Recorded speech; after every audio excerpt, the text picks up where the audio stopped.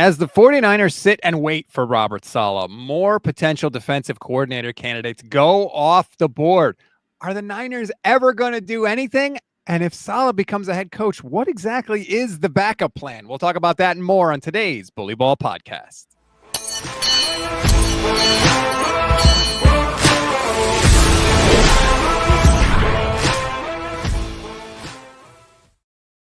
What is good, everybody? Welcome to the Bully Ball Podcast on the Gold Standard and the Fans First Sports Network. I'm Rob Stats Guerrera, pinch hitting for Jason Aponte, who's out sick today, alongside Steph Sanchez. Steph, I got a problem with your co-host. What's the problem? I mean, the day after Chip Kelly gets a ring before Kyle Shanahan, he's a ghost. Where is he? Duck in the smoke. Classic Jason Aponte. Suspect. You suspect, Jason. No. Congratulations to Ryan Day and Chip Kelly, both 49ers coaches at one point. I'm old enough to remember when that was a thing. The Chip Kelly regime in San Francisco. They get a ring as Ohio State holds off a crazy comeback from Notre Dame at the end of that game. I wasn't really paying attention to it. And then I saw Notre Dame got a turnover and then they threw a touchdown pass. And I was like, holy crap, is Ohio State going to Shanahan this thing? Yeah, I didn't watch the game, Rob, but I did catch at one moment where the game was like 21-3 or something. And like, yes, Ohio State was up by a lot. And then I did see tweets that Notre Dame was making a comeback. Apparently it was a lot closer than, many expected Notre Dame would get it to. But ultimately, Ohio State got victorious. So good for them, I guess, unless you're against that. And I really don't care, aside from the fact that they have a lot of great prospects at Ohio State, and Notre Dame does as well. But yeah, I definitely think the 49ers scouts were watching that one closely. See, Steph is already in prospect mode. You could tell. You have draft season. That's right. And you've got a lot on your channel. I know you've already spoken with a couple of incoming rookies, right?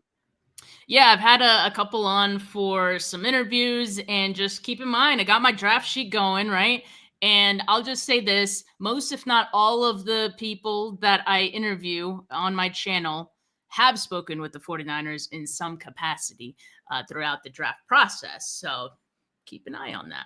We're going to get to the Robert Saleh defensive coordinator stuff in a minute, but I just want to be clear for people that don't know, when you say your draft sheet, what is that for someone that's never heard of it? So my draft sheet tracks everything pertaining to the 49ers draft you can possibly think of. I mean, for the last month or so, I was tracking which college games the 49ers attended. There's also some practices listed in there as well, which practices they went to.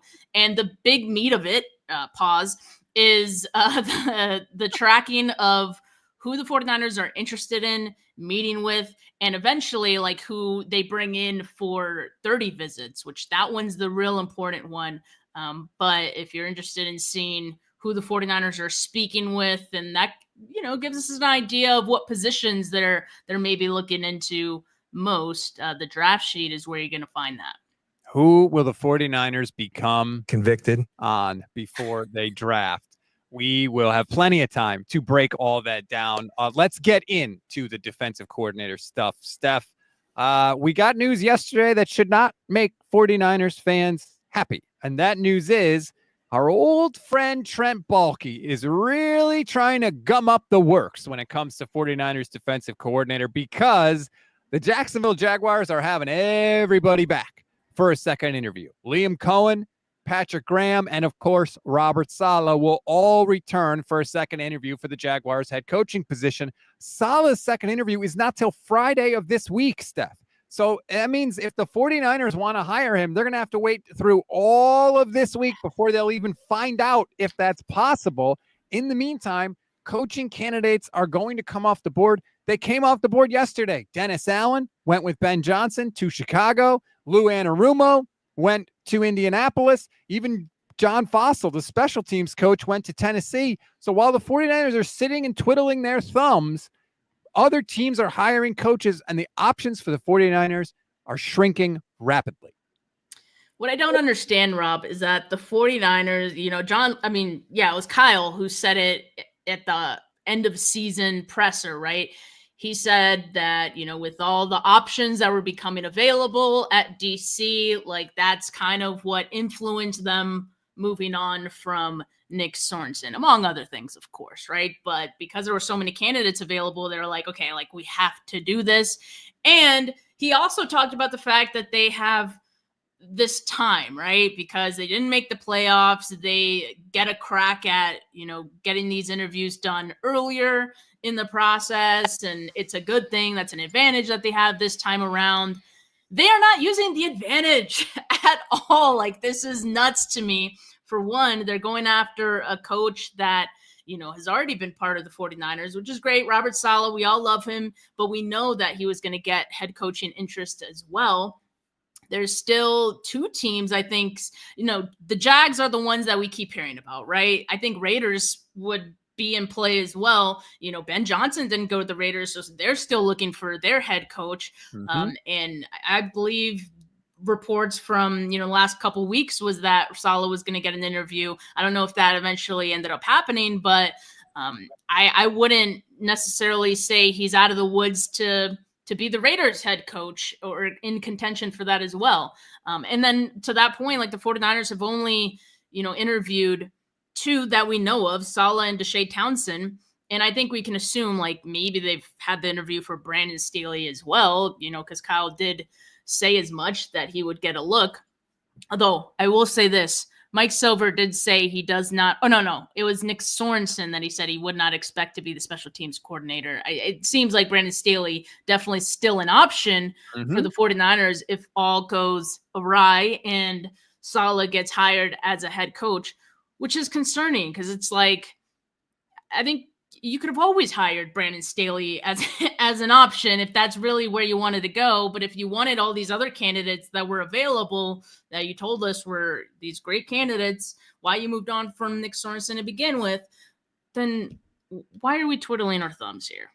That is a great point. I forgot about that, Steph. You're 1,000% right. Kyle Shanahan said part of the reason he got rid of Nick Sorensen is because there's better options on the board. And it seems like there's only really one option that the 49ers think is better. And that seems to be Robert Saleh, who they are just sitting and waiting for. As the Big 25, thank you for the super chat, says, Kyle didn't even talk to any other candidates. Now, he did talk with Deshae Townsend of the Detroit Lions, but you need to satisfy the Rooney Rule, and Saleh and Townsend do that for the 49ers. And I'm not saying that Deshae Townsend was not deserving of an interview. That's not what I mean at all. But what I mean is they had to interview somebody other than Robert Saleh because they wouldn't be able to hire anybody if they didn't. And so that's what the 49ers have done. We don't even know that Brandon Staley has officially interviewed, has he? Right. And, teams have to disclose their interviews. So the fact that we haven't heard that he's officially interviewed, maybe he hasn't, right? But maybe it's one of those things where, hey, if Robert Saleh falls through, like, we'll definitely give you a look kind of thing. We have your card. This is so weird. So Robert Saleh is telling the Niners, you're my second choice. Yeah, if I can't become a head coach, maybe I'll go with you, right? And the Niners are like, hey, Brandon Staley, if Robert Saleh can't become a head coach, then maybe we'll give you. Like, everybody's going for their second freaking choice here. The Big 25 says Staley will be the new DC, interviewed by nobody. That's true. Anybody out there that needs a defensive coordinator could have hired Brandon Staley. Nobody did. And by the way, Kyle, if Staley was so great, why didn't you just fire Nick Sorensen or demote Nick Sorensen during the year? Like, none of this makes any sense. None of it. And it's annoying and frustrating because they tried to sell us that part of the reason that Sorensen was the coordinator is because when they fired Wilkes, there were no good options. Well, like you just said, they did it nice and early this year, and they were out of the playoffs. So they had as big a window as you could possibly have. And they have chosen to take advantage of it by interviewing exactly two people. It would be atrocious if after all of this, the 49ers just ended up hiring Brandon Staley because, like you said, they could have even hired him last season to be their defensive coordinator if they really felt like he was the right option for the job. He did get interviewed, right? So clearly he wasn't their favorite, but they liked something about him. Same way they liked Nick Sorensen enough to want to keep him in the building, even after saying, hey, you're not a very good DC, but we like you anyway in some capacity. Bay Area Baller 18. Actually, I hadn't thought of this. Says Mike Zimmer should be the Robert Saleh backup plan. I hadn't thought of Mike Zimmer. He was on Mike McCarthy's staff in Dallas. Obviously, there is no Mike McCarthy's staff in Dallas anymore. He's not going to be the head coach there. So who knows what's going to happen. I just wanted them to sit down and interview people, get perspective, get analysis, find out what other people think about your roster and your players, and maybe some schemes that you never thought of playing or anything but what they are doing right now, which seems to be nothing. And then the narrative that's funny to me, Steph, is that when I mention all this, the pushback I get from 49ers fans is, you think they're not secretly interviewing people? You think they're not having informal interviews with people? No, I don't. I don't think they are. Like, why would we assume they're doing all the right things behind the scenes when they're not doing any of the right things publicly? Oof. Yeah. I mean, that's a great point. And, there could have been some conversations that were had that weren't interviews, right? Like Dennis Allen, for example, you could have reached out to Dennis Allen, and at the end of the day, he could have been like, hey, like, I'm going wherever Ben Johnson is going. I've already had those discussions with him, right? So in that sense, they went after the right thing. Just like last season, they did shoot their shot with Bill Belichick and Steve Spagnuolo, right? They did the right things. It just didn't work out for them. But that's why you need to cast a wide net, because not everyone is going to work out. And so I think, and casting a wide net involves not just talking with a few people. I think it means talking to everyone, or, close to everyone that fits your scheme and fits what you're looking for. And yeah, we won't really know what conversations are happening, behind closed doors, phone calls and things like that aren't actual interviews. But I mean, I need to see something. I need to know that you're pursuing something besides Robert Saleh. Like, are they afraid to scare Saleh away by interviewing other candidates because they're putting on a full court press for him and said that they'd make him the highest paid DC? And are they afraid of the optics? Like that Saleh will be like, hey, you must not want me that bad if you're interviewing all these other people. But that's how this process works. I don't think Saleh would even think that. So not sure what they're doing. But yeah, it definitely feels like they have blinders on and focus on just Saleh. Just like they had blinders on for Kirk Cousins in 2017 and didn't scout Patrick Mahomes. That's the thing. We've seen them make this mistake before. So all these people that want to give them credit for things that we have no proof of, like, okay, but I got to just judge these people for who they are and who they have been. And they have made this mistake before. Brispy Life says, it's good to know the Niners take the same approach to hiring coordinators that they do to scouting quarterbacks. Exactly. See, this is why I like the Twitch fans. They always have the interesting comments. The Unfaithful Perspective. Thank you so much for the super chat. We appreciate every time you support the stream, whether you super chat or not. We see you in here all the time. This regime is terrified of change, personnel changes, extending old stars, affecting my confidence that they can reproduce their past success. Bad tendencies don't exist in a vacuum. It's a good point. I mean, they're so attached to this system, Steph. We got to run our system. We got to get back to running our system. We got to get back to this, back to 2019, evolve, adapt, change, grow. Don't try to do things the way you did half a decade ago. Yeah, that's one thing that's concerning for me with this team, is that I think Kyle is very safe. And we're going to talk about another topic that I think suggests the same, right? And so I think he's very safe. He likes to be in a comfort zone because it feels safe, right? And so that's the way he's handled the defensive coordinator position, I think, for as long as he's been the head coach of this team. And he doesn't want to change too much about it. Now, I get it to some extent. Like, you have certain stars on this team, Fred Warner, Nick Bosa. You don't want to take them out of their own element. Like, you have a lot of money tied to those players and for many years to come, right? So you do have to build something around those guys, and I think whoever comes in has to understand that. So you're not trying to lift the rug up under players like that when that's what they've been successful in. I get it. I think that's a standpoint where he's coming from. We've said it before, like, if someone like Bill Belichick came in the building, like, hypothetically, right, you let a guy like that change whatever he wants to change, and you don't, make no fuss about it. But with I guess the pool of candidates that are available, like you could kind of have guardrails as to what you want and what you want them to do. And I think that's the way that they want to go. So yeah, I don't like the fact that it always seems like you're going with the safe option, but to some extent I get it. I don't. What have you got to lose by changing? What you've been doing hasn't been good enough. What have you got to lose? I just, man, and again, I'm not saying they got to hire Dennis Allen. I'm saying just talk to people. That's it. Just sit down and interview somebody you may not even know, like Deshae Townsend, perfect example, right? Maybe they don't want him to be DC this year. That's fine. But guess what? Maybe Saleh takes the job and then he leaves in a year. And then you're like, hey, you know who really impressed me when we talked to him? Deshae Townsend. Maybe let's go talk to him again. And maybe he becomes your DC a year from now. You don't know. You don't know what can happen. There is no harm in taking time to talk, to get to know people, to expand your network, expand your circle. And yet they don't do it. And it's very, very frustrating. And look, maybe they'll change their mind. If Robert Saleh, I mean, here's the thing.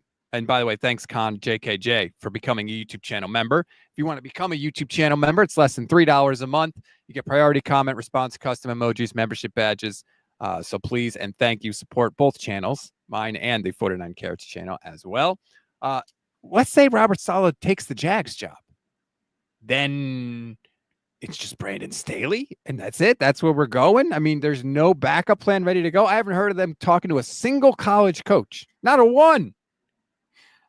Rob, they didn't even talk to Jeff Ulbrich, who got hired by the Falcons for the same position, defensive coordinator, right? It's not like Jeff Ulbrich, was looking for, the greener side of the field and he went with a head coaching job. No, I mean, he was available as a defensive coordinator and the 49ers didn't even have him in for an interview, which is kind of mind-boggling. And I think points more so to the fact that this is proof that the 49ers aren't interviewing anyone else because they're waiting for Saleh. Because all I was hearing ever since the season ended, even last offseason, was that, Jeff Ulbrich, 49ers, yeah, that makes a lot of sense. There was mutual interest there. They would love to have Jeff Ulbrich. The Jets blocked it last season. But this season he was available. And yet the 49ers did not even interview him. Something is not adding up in this equation. And it's concerning to say the least, because your options are dwindling.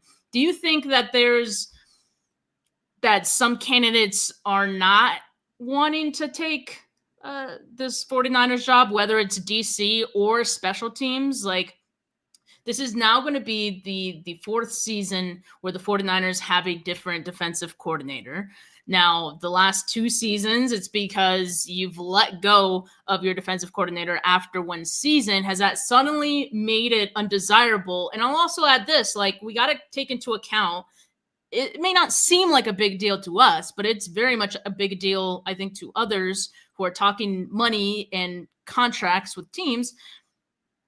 People don't want to pay California taxes. If they have options for another city that it's way less and you're going to end up getting more money, then, I think that does go into account for some people. So suddenly has this job, become a little less desirable for some people?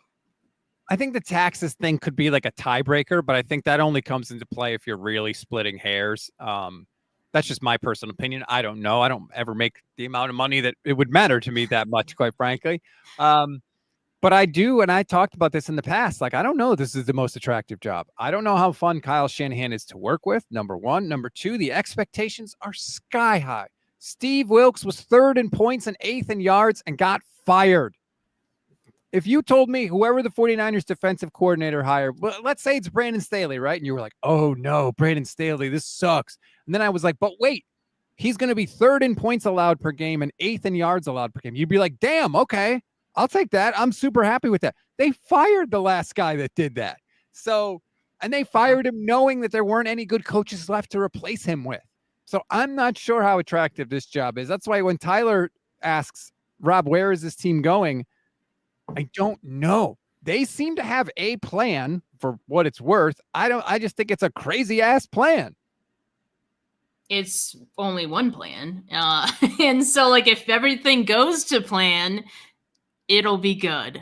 But if it doesn't, it could be catastrophic. And that's like it, there's no in between. There's no in between, Rob. Like, and that's the concerning thing. Like, this team does have a direction, that it does have somewhere they want to go, but like they never prepare for when it doesn't go that way. I mean, we know things don't always go perfect. Look at this season. Look at this season. Like, things did not go perfectly. You know, you can't always adapt to those changes, and you know, you get the results that you got. And yeah, that's a concerning thing. I really hope that things work out that the way the 49ers want them to.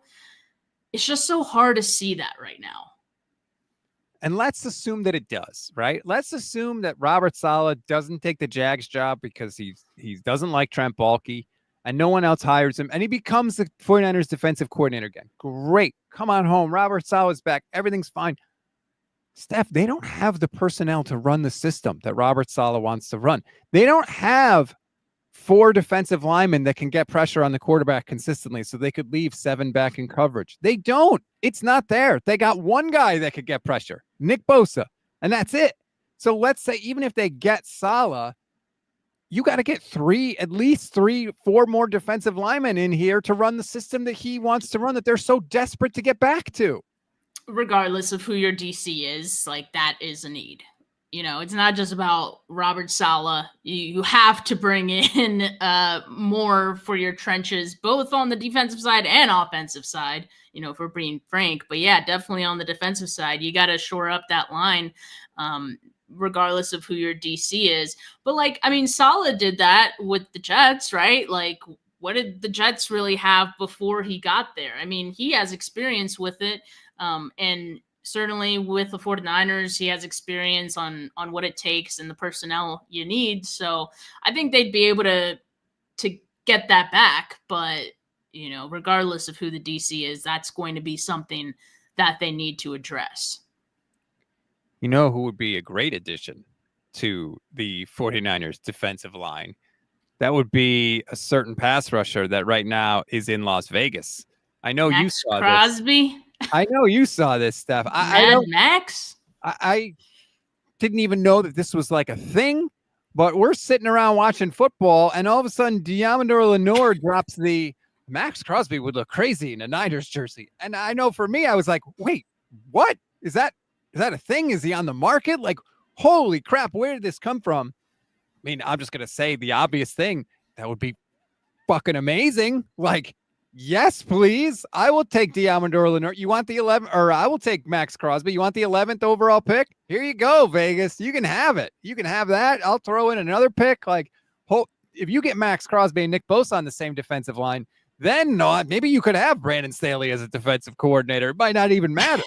Yeah, that's definitely true. And yeah, it's probably a long shot, right? Like, we know that. And it is not the first or the last time that a player, you know, tweets something outrageous of another player where it's like, hey, like, come to my team kind of thing, you know, recruiting, even if it is outlandish. But yeah, I mean, if the 49ers could find a way to swing it, we know they've been aggressive before in the past. And I mean, Max Crosby is the kind of player you would want to be aggressive for.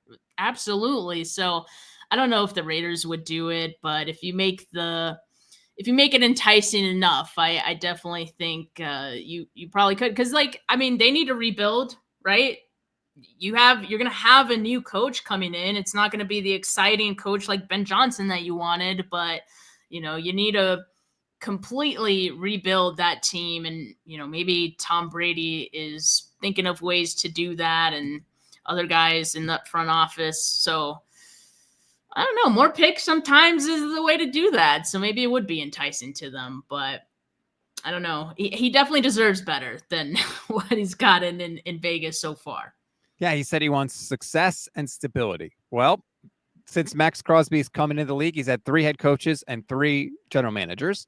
49ers have had 1 head coach and 1 general manager since Crosby came into the league. He's only played in 1 playoff game. since he's come into the league. The 49ers have played in 12 playoff games. So I'm just saying, Max, you want success and stability, it's in San Francisco. As we're talking about the instability at defensive coordinator, but sure. Hey, it doesn't matter. Whoever they throw in there, they've made the playoffs. I'm just saying we have stability at the two most important positions. I would love it. The 49ers, I bet they'd ask. Max has no guaranteed money left in his deal. He's got 2 years left, so they're going to have to rework the contract regardless of where he plays. I'm sure he's going to want a new deal. They're not shy about taking big swings. As much as we bash the 49ers for this coaching thing, they're going to at least look into it. They may not do it, but they, I'm sure, will turn over those rocks if they want to turn them over. They're very good at being aggressive and proactive when it comes to personnel decisions, Steph. They are not very good at being aggressive when it comes to football decisions, specifically on fourth down. You told me before we started you were noticing my tweets during the playoff games. I was losing my mind watching all these teams go for it on fourth down and knowing that Kyle Shanahan will never be that. He will never be that aggressive. And I really think that these playoffs were like a new era in the NFL. Like the days of fourth down and punt and kick the field goal, like they're over. It's a 4-down league now. I'm sitting there, watching these playoff games this weekend, some pretty good matchups. I'm having fun doing it, and I go on Twitter and, people reacting about the game. And, I see Rob reacting in anger about things that the 49ers aren't doing as it pertains to watching these games and things that are reminding him and pissing him off about what the 49ers don't do. And I'm just like, Jesus, man, give it a rest. Like, we're just trying to have fun here. I just want to enjoy these games without talking about Brock Purdy, without talking about Kyle Shanahan and all these different things. But, I'll entertain your thought. There is something to, Kyle Shanahan not being aggressive. And again, what did we talk about just a second ago with Kyle liking to be safe, liking to be comfortable?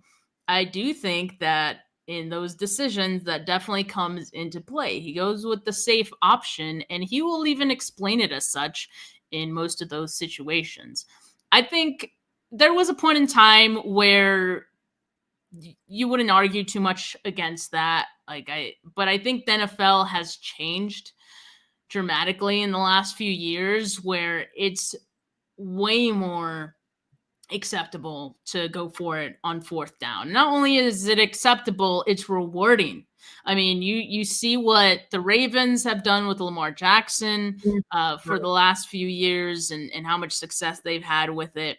The Commanders this season are having the most success. They have an 87% fourth down conversion rate this season. In fact, I saw this, Rob.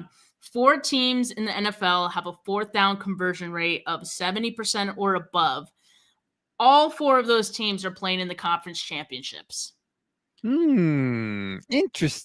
Being aggressive gets you somewhere, And, you can look at a team like the Lions where being aggressive sometimes backfires. A coach like Kyle Shanahan would look at that and be like, see, that's exactly why I am not aggressive. And sure, at times you can make that argument. It's always the decision of when is it the right situation to do it, because certainly not every fourth down is one that you want to go for. There are situations in which it makes more sense than others. But like the Lions, I don't think they really regret going for it on fourth down. Like, I don't think they regret those decisions. I don't think Dan Campbell ever would. Like, you got to be okay with living and dying by those decisions. And that it's just something that I don't think Kyle Shanahan is wanting to do. On the other hand, he would rather, sit there and explain why he didn't go for a decision like that in most cases. But here's the thing that drives me nuts, Steph. Everyone says, oh, some of those fourth down decisions, the Lions in the NFC Championship game, they backfired, right? It bit him in the ass. So does kicking the field goal. And people never look at it this way. And perfect example, the end of the Bills game, right? Bills-Ravens, Buffalo is driving down the field. They get to the 2-yard line. They are up by 5 points. They get to the 2-yard line. It's 4th down. Instead of going for it and scoring a touchdown and ending the game, they kick the field goal. It keeps it a 1-score game. It makes it an 8-point game. And what happens? Baltimore goes right down the field. They score the touchdown, and they should have had the 2-point conversion, but Mark Andrews drops it. The field goal that Buffalo kicked backfired on them. It kept the Ravens in the game. And the worst thing that happens if Buffalo doesn't get it on the 4th down is that Baltimore takes over down 5 on the 2-yard line with 98 yards to go. Like, so people don't ever look at kicking the field goal or being conservative as, quote, backfiring when it doesn't work. And that's the thing that, like, Kyle or any of these people will never think about. And I just think, especially as the quarterbacks get more mobile and more talented, the idea of 4th down, oh my God, we can't possibly go for it. It's too scary. That's over. It is over. And it's something that you're going to have to prepare for as a defense from now on. And that's what I'm saying. Like, I think, there was a point in time where you wouldn't want to be that aggressive, and it was seen as foolish to be that aggressive. And now you're seeing a changing of the guard, and there's so many teams now that go for it on 4th down consistently, right? In the right situations. A lot of those teams have powerhouse offenses. I mean, in this season, at least, the 49ers did not have that, so I get it why this season maybe he would have been a little more hesitant in those decisions, although there's always the desperation 4th down that you have to go for, and he did at times this season. But yeah, I would, and this goes back to the front runner, conversation. I think I think you have to be the team that goes for the win, goes for the kill, and not just stand back and wait for the game to come to you, right? Mm-hmm. And so I would like to see more of that from the 49ers, because I do think at full health and, when they're rolling on all cylinders, we know that this team is capable of, getting the 4th down. And let's just – it also challenges the defense so much more. Like, and that creates mistakes on the defense's part. Right. Where then again, like, it is advantageous to you to go for it. Right. At the very least, sometimes like you just want to draw them off sides. Right. And you get that 1st down, like that in itself also aggressive, which, he does that at times too. But go for it after that.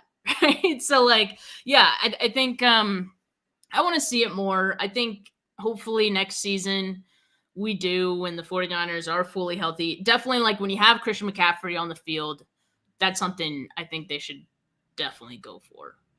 You should go for it if you have Christian McCaffrey. You should go for it if you don't have Christian McCaffrey. There's no justification. If your offense stinks, then you should be going for it, because you don't know if you're ever going to get back to scoring range ever again. So you should go for it. If you have an awesome defense, you should go for it anyway, because if you don't get it, your awesome defense is going to stop them. To me, if it's 4th and 4 or less, it should be go for it every time, especially if you're at like your own 40 or beyond, especially then. I mean, it's wild. Nick Saban was on the pregame show for the national championship talking about it, and I thought he brought up a good point. He said most defensive players are just wired that when they make a stop on 3rd down, they hold up the fist and they say, that's it, 4th down. And they think our job is done. Exactly. And then all of a sudden it's like, wait, what? We got another play. We're not done. We're staying on the field. All right, wait, what's going on? And then a lot of defensive coordinators are not ready for it too. So they don't have a call dialed up, ready to go, because they're like, they thought the job was done. And then all of a sudden they have to make a call.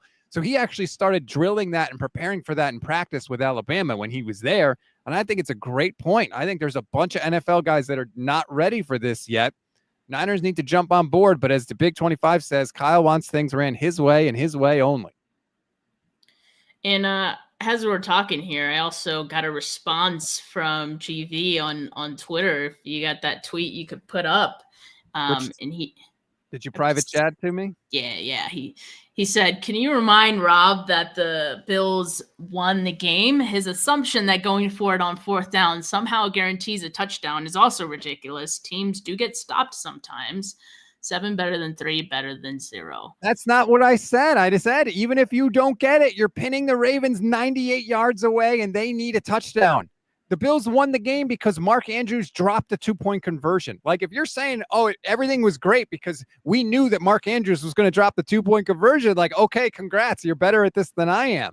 But it should have backfired. The Bills got lucky that it didn't cost them. All they did by kicking the field goal was guarantee they wouldn't lose in regulation. That's it. That's all that kicking the field goal does. You get the touchdown there, the game is over. It's a 2-score game with like 2 minutes to go, whatever it was. I can't believe that people don't see it. To me, it seems like it's obvious. I saw something in the chat. The Jags are offering Liam Cohen the head coaching job. I didn't see that. So I just saw this tweet from Rick Stroud, and I'll send it to you, Rob. It says, Bucks preparing for Liam Cohen to be offered Jaguars job. I don't know if that means that it's because they're hearing something or they're just preparing something that the 49ers wouldn't be familiar with, a plan B. Right. It's hard. It's going to be harder and harder to get those plan Bs. Let me tell you. Rick Stroud says, yeah, they're preparing for Liam Cohen to be offered the job. That's probably good news if you want Robert Saleh back in San Francisco. I feel like Rick's been covering phenomenal news. Yeah, Rick's been covering the Bucs for a long time, so I don't think he would throw that out there without knowing something. Oh, I'm sorry. I thought I threw it up on the screen there. Good. Great. That would be, at least then the 49ers could get their number one choice because I'm terrified of the backup option. Let me ask you this. If they get Robert Saleh, are they going to let him pick his coaches? Or are they going to make him work with all the same coaches that are already here? Chris Kasarik, maybe even Brandon Staley. Most of the guys who were here when Robert Saleh was DC. So I think he'd be fine with that. I don't know what would happen with Brandon Staley, right? I do feel like part of the reason they brought him in, aside from being assistant head coach, which, whatever that means, was to help Nick Sorensen, kind of be that soft landing spot for him, first time DC and all that, and bringing in someone with experience who could maybe help him in addition to helping with DBs. I do think Saleh would probably want to bring in another guy or two maybe. And yeah, maybe it means the end of Brandon Staley in San Francisco. Not sure, but I don't think there'd be much turnover with Robert Saleh returning. And again, that's probably why the 49ers do like him as an option. It's kind of like you want to keep most everything the same and just change the DC if you could. You already know it's worked with Robert Saleh, so they probably figure this is a good thing. Now, I want to, going back to Rick's post here or article, is that yes, he said the Bucs are bracing for Cohen to be offered the Jaguars head coaching job, possibly as early as Wednesday when he interviews for the second time with the club. So that would be a growing belief that it's Cohen's job to lose, according to the article. Sorry to cut you off there. It says not only were the Jags impressed by the 39-year-old offensive coordinator when he interviewed virtually a week ago, he's also most equipped to resurrect the career of quarterback Trevor Lawrence.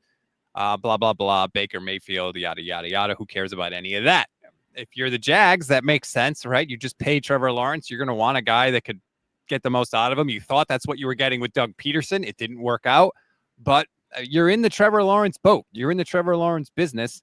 So maybe that's the way you want to go. Like, because who's Robert Saleh going to hire as offensive coordinator if he comes? I have no idea who he would even take with him, and that's a huge thing. So that could be some good news. Now, I believe he interviews on Wednesday. Yeah. The second interview.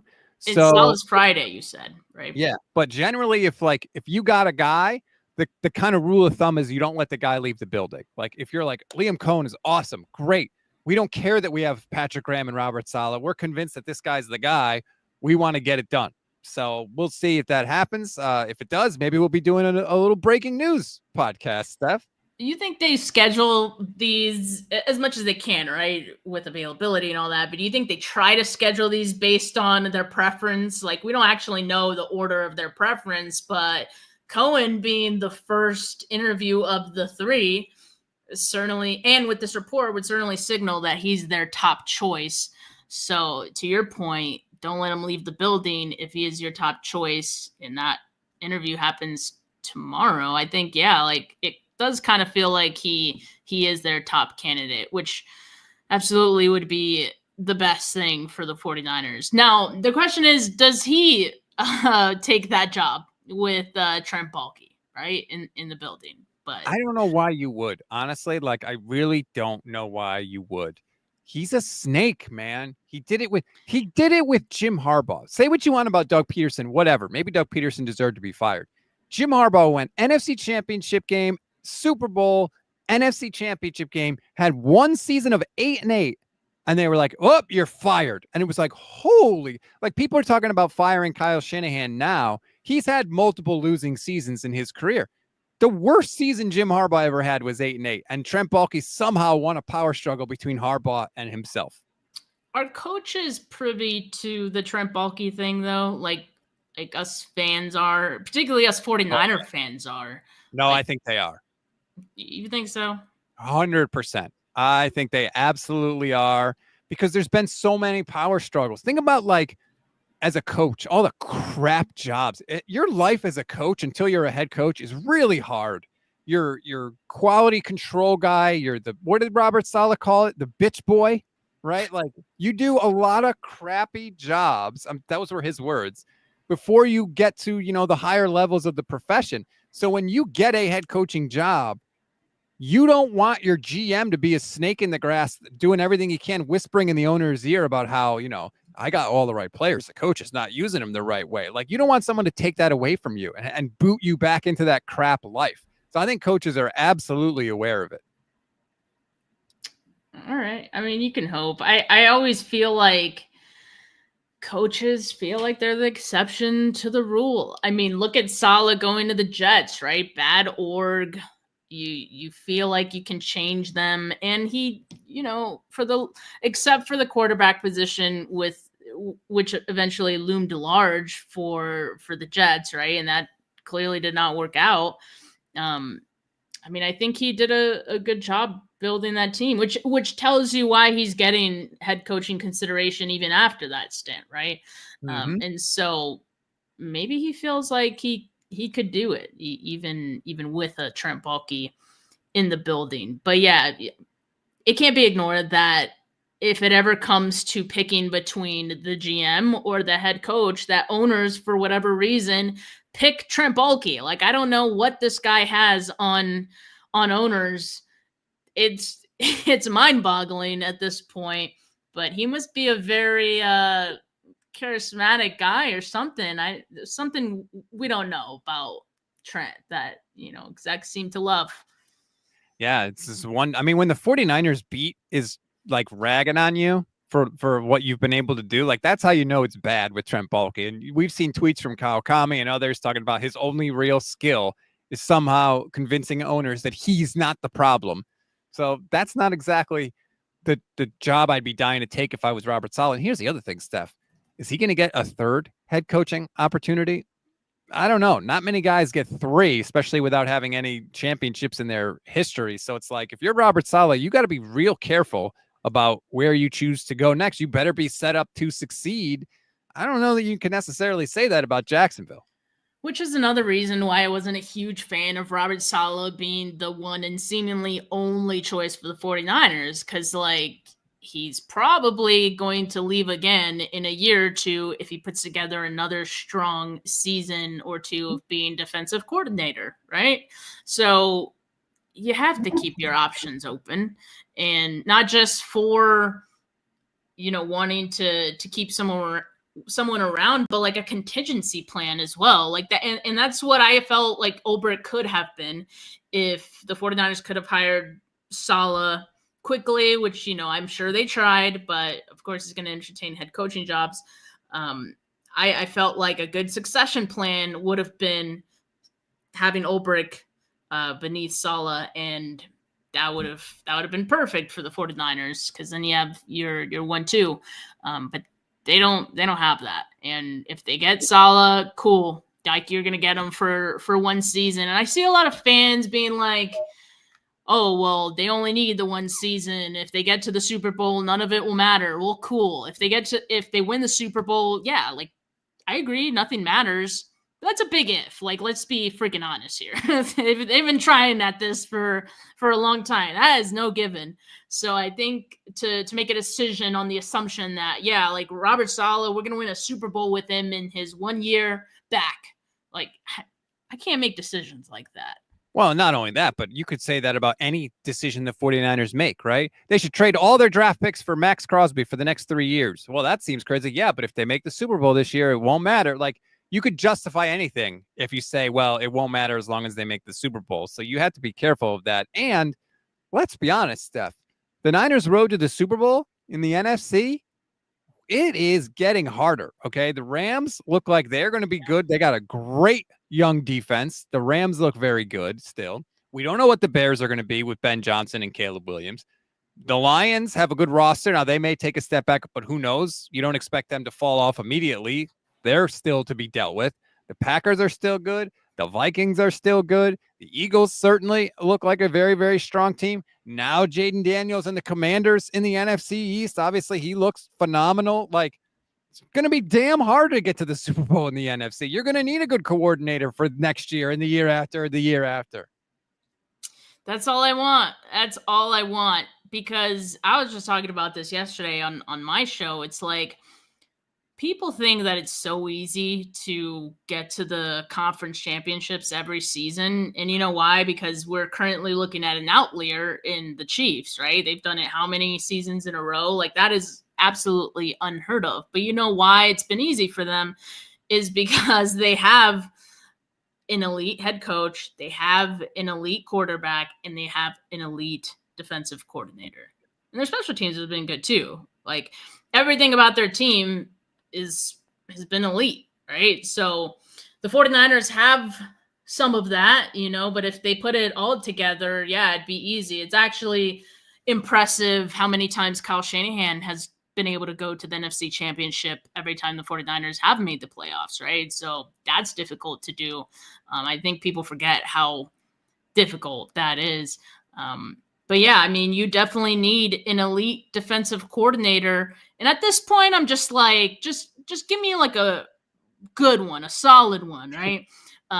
Just to get back in there. For all the talk about Detroit and how good they were and how good Dan Campbell was and how good Ben Johnson was, the Dan Campbell, Ben Johnson, Aaron Glenn little triumvirate there, their entire legacy is 2 playoff wins. 2 playoff wins and blowing the biggest lead in the history of the NFC Championship game. So before you want to kick Kyle Shanahan out the door or act like making all these NFC Championship games and Super Bowls doesn't matter, look at how freaking hard it is to get there. The Ravens billy clubbed people this year. They kicked the hell out of people. It's almost impossible to play quarterback better than Lamar Jackson played quarterback this year. They didn't even reach the conference championship game. So let's not just discount this. Doesn't mean we should be satisfied that they didn't win a Super Bowl. That's not what I'm saying. I'm just saying, holy crap, it's hard to do. And we've got someone that has done it a shitload of times. And maybe we shouldn't get rid of that guy just yet. Exactly. I'm glad that, some of us are remembering that. And hopefully you guys hear us out, because for the people who are, saying Kyle should be on the hot seat because of this season and all that, I simply cannot agree with it.